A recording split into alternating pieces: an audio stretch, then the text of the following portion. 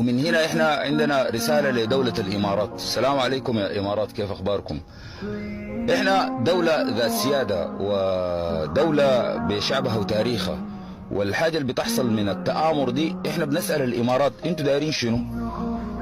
لما كانت مفاوضات جدة طلبنا من القيادة حقتنا يرسلوا الكباشي عديل يمشي الامارات يقعد معاهم يسألهم انتوا دايرين شنو؟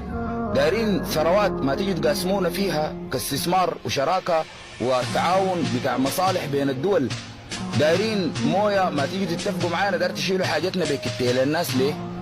الامارات عندها استثمارات في السودان وعندها شركات وعندها مزارع وعندها موارد، ما تيجي تقعد معانا عديل في شنو يعني؟ اللي داخله بالقوه اللي اسمها الدعم السريع. لماذا؟ ما هو مشروع الامارات في السودان؟ مشروعكم شنو يا امارات؟ لما تيجي تتكلم عن اطاري، ليه تعمل ليه الامارات اطاري؟ انا داير اعمل الاطاري ده في الامارات من الشارقه ودبي، بيسمحوا لي؟ هل مسموح لنا انه احنا نتكلم في راس الخيمه ولا في دبي ولا في ادارتها ولا في تعاقب الحكم حقهم، ولا انه امشي اديهم خارطه الطريق اقول لهم ده الاطار حلوا بيه مشاكلكم؟ هل مسموح لي؟ هل مسموح للسفير السوداني انه يتحاوم جوا دبي ذاتها؟ ما هو المشروع حق الامارات في السودان؟ اذا كان المشروع استثماري فهي الدوله الان في يد الجيش وهي ده مجلس السياده قاعد وده الشعب السوداني، ما تقعدوا معاهم اتفقوا دي اراضي داير تزرعوا، الناس تعمل اتفاق، الناس دايره مويه، الناس تعمل اتفاق، دايره دهب، الناس تعمل اتفاق، لكن ما مشروع الامارات في السودان. مشروع الامارات في السودان ما ثروات ولا اقتصاد، لانه احنا حسي هي استثمارات شغاله في السودان بوجود الحكومه دي ذاتها. هسه مشاريعهم ال 250 ألف فدان وال 400 ألف فدان وال 2 مليون فدان وال 10 مليون فدان موجوده وقاعده وما في زلها بشر.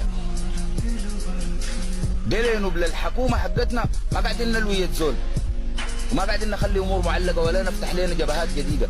الامارات مشروعها شنو في السودان؟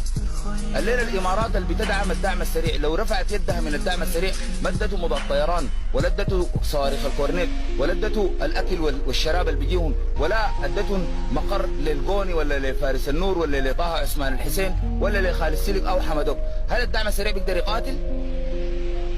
هل الدعم السريع عنده المقدره الليله يحرك له تاتشر لو ما الامارات بتديه امداد بتاع بنزين وزيت وسبيرات بتنزل له في مطار مجرس؟ الماسك الدعم السريع منه الامارات. الموضوع ده احنا ما قلناه، قالته الامم المتحده، قالت الامارات تساهم في الحرب في السودان بتمويل المتمردين، شرحت انه بتمولهم بالمال والشركات. الامارات فيها شركات دعم سريع عليها حظر دولي. يبقى الامارات عندها مصلحه ومشروع في السودان. مشروعها شنو في السودان؟ بنسالهم بوضوح مشروعكم شنو في السودان؟ المشروع اللي بيحققوا لك المتمرد وما بيحققوا لك الجيش ولا الشعب السوداني ولا حكومه منتخبه، شنو المشروع ده؟ ليه اللي تجونا بيدعم الكلام ده؟ قالت الامم المتحده جابت مطاراتكم اللي بتنزلوا فيها العتاد للدعم السريع. لو رفعت الامارات الليله يدها من الدعم السريع الليله، هل حميدتي حيكون عنده وجود؟ هل القونه حيكون عنده وجود؟ هل مصادر تمويل الدعم السريع في الامارات وشركات تهريب الذهب حيكون عندها وجود؟ يبقى الامارات عندها مصلحه في الحاجه دي. الموضوع ده يا اخواننا واضح، الدعم السريع عايش وبيتحرك وبيتمدد وبيحارب باموال وسلاح الامارات. بنسالهم مشروعكم شنو؟ دارين شنو؟ الليله دي احنا بنقول للامارات اذا كان استهدافكم للموانئ فاحنا والله بنطمنكم الشرق ده امن وسالم، وليه يوم الدين ما بتقدروا تعملوا فيه حاجه. ليه يوم الدين الشرق ده ما بتقدروا تعملوا فيه حاجه. الامارات المتابعه لمشاريع الاستثماريه بتمسك الموانئ دي وبتقفلها.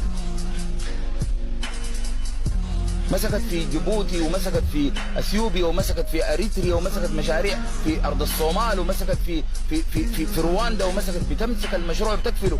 الامارات داخله في اليمن هنا في عدن، احنا هنقول له نحن هنبقى زي الشعب اليمني. المينا ده احنا والبحر الاحمر ده ثاني الا تطيروا، بنقفلوا ليكم تمام. تجارتكم المتحركه احنا عندنا مليون وسيله نرد بها على الامارات. اقلاها الحرب، اقلاها الحرب. الناس توعى لمشروع الامارات ده وتفهم هي دايره شنو، والموضوع ده منطق وحجه وعقل، مش تسمع ليه كلام الحريه والتغيير والناس اللي بيدفعوا لهم والمقيمين في الامارات. بعد ما ثبت الكلام ده من الامم المتحده، الحريه والتغيير لسه ما زالت مقراتها في الامارات.